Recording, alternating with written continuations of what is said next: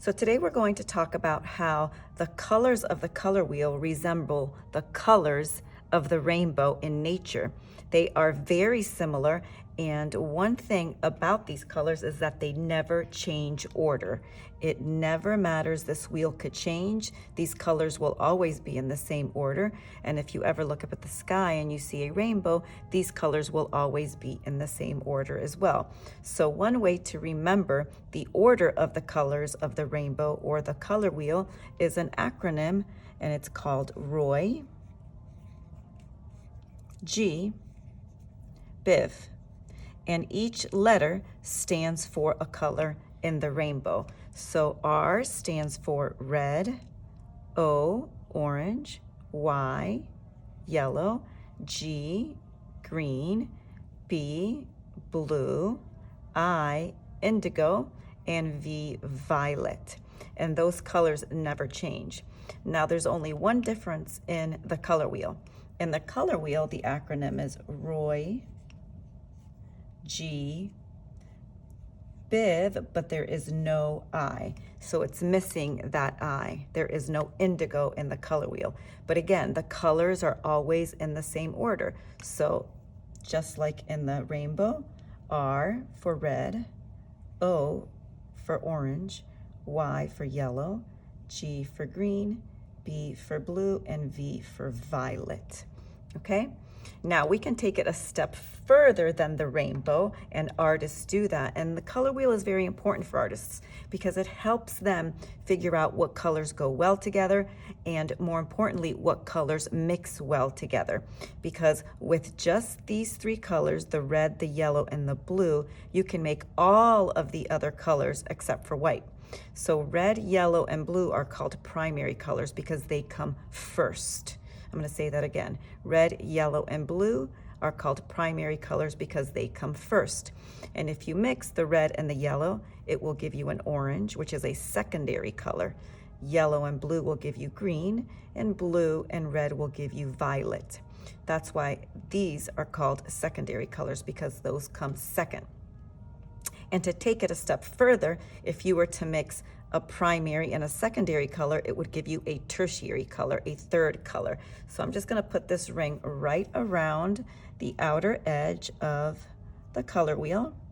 And there you can see that the orange and the yellow are going to give, let me just turn this around just a little bit. There we go. The orange and the yellow are going to give you a yellow orange. The yellow and the green are going to give you a yellowy green. The green and the blue are going to give you a green blue. The purple and the blue will give you a blue violet. The red and the violet will give you a red violet. And the red and the orange will give you a red orange. So we have our primary colors, red, yellow, and blue. Our secondary colors, orange, green, and purple. And our tertiary colors around the outside, yellow, orange, yellow, green, blue, violet, and red, orange. So the color wheel is ROY G BiV without the I, and the rainbow is ROY G BiV with the I, which stands for indigo. Now that we've talked about how the color wheel resembles the rainbow in nature, let's make a color wheel in the shape of a flower. So we're going to begin with drawing right in the center of our paper. We're just going to draw a small little circle. And then we're going to begin with the petals. And we are going to begin with the primary colors for our petals. You can make your petals any shape you want. They could be a big oval, they could be more of a circular shape, they could be more of a teardrop shape. I'm going to do a basic pointy petal. And it's okay if your petals are not the same size. So like I said, I'm going to begin with the primary colors, which are red, yellow, and blue. So I'm going to start with 3 petals. And I'm going to try and space them out the same way. So this would be my red, my yellow, and my blue. And you can go ahead and write those letters so that you do not get confused. And then right in between my red and my yellow petal, I'm going to make another petal, and that would be orange. Now in between my yellow and blue, another petal, and these are my secondary colors, and yellow and blue make green, that's right, And between my red and blue, another petal, and that would be my violet. So we have our primary colors, red, yellow, and blue, and now we have our secondary colors, orange, green, and violet. Now we can move on to our tertiary colors. So in between my red and orange, I'm going to make another petal, and that would be my red orange. In between my orange and yellow, another petal, and that would be my yellow orange.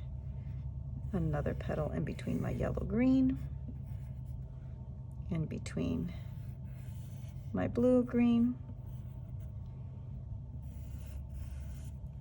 blue violet, and red violet. Okay, and now we have the basic shape of our petal. We can do a stem down at the bottom. You can make it curved, you can make it straight, however you like. Now I'm going to do one big leaf. It's going to kind of go behind this petal, just like that, and maybe the veins of the leaf here. And then you can begin coloring it. Now, one thing I'm going to do when I color it is I want to show value. So I want to make sure that I go from darks to mediums to light, just to make it a little bit more interesting. And in the background, you can also create a different kind of idea, maybe some lines to make it look like it's windy. I'm just going to make a few lines. And I'll mix some colors in the back. Maybe make it look like a windy day. And now it's time to color.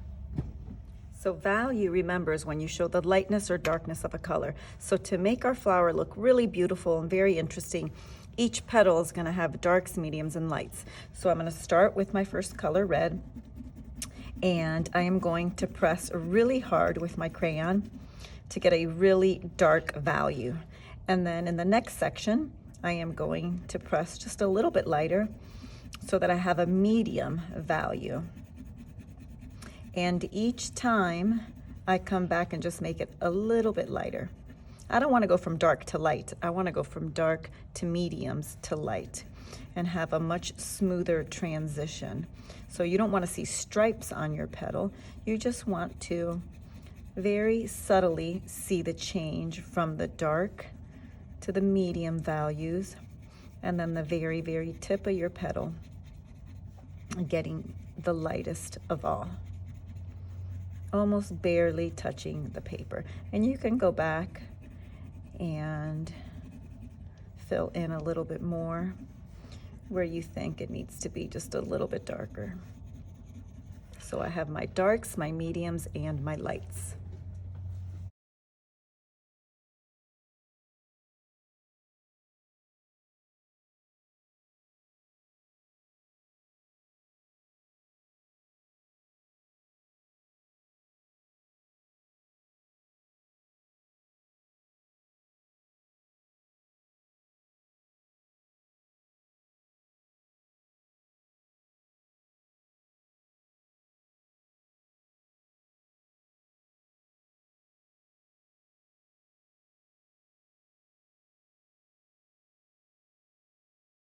And there you have your color wheel flower. You have your primary colors, your secondary colors, and your tertiary colors. I used value in each one of the petals, and then I even took a purple and then a black to add just a little bit more details in each petal and to give some value around the edges of the petal. In the background, I used reds, oranges, and yellows to give it a sunset look. And in the leaf, I used a lime green, like a yellow green, and a regular green. So I used value, I used the color wheel, I showed some shadows. Take your time, enjoy it, make a beautiful flower from nature.